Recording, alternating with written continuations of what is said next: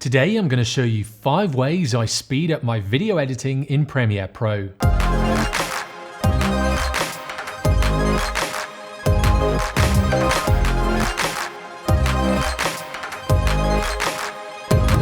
I've been editing videos for over 15 years now, and it's one of those processes that does take a lot of time. And these are the 5 top things that I've found that really speed up my editing workflow.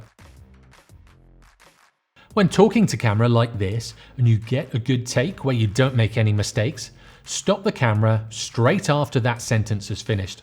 Then when you look at it on your timeline, you know what was said just before the clip ends was a good sentence, making it quick and easy to find the good takes.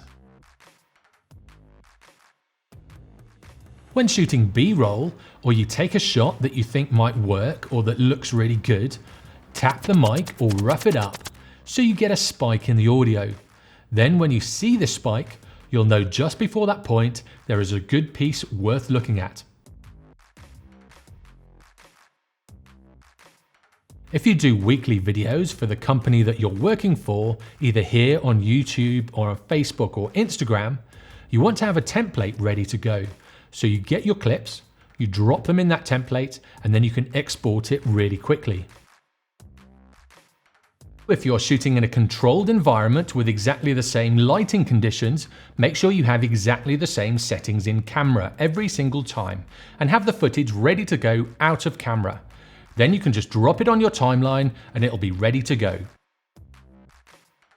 If you're doing a lot of editing, the one thing that will really speed up your workflow is to learn the shortcuts. I have the Logitech G13 gaming pad, and I've programmed all of the commands I use into it, so I have less keystrokes and moves per action. So for example, to copy and paste, normally you'd move your hand, press Ctrl-C, move, and then Ctrl-V. So 6 movements in total. With the gaming pad, my hand is already there, and I press the buttons G3 and then G4, so 2 small movements.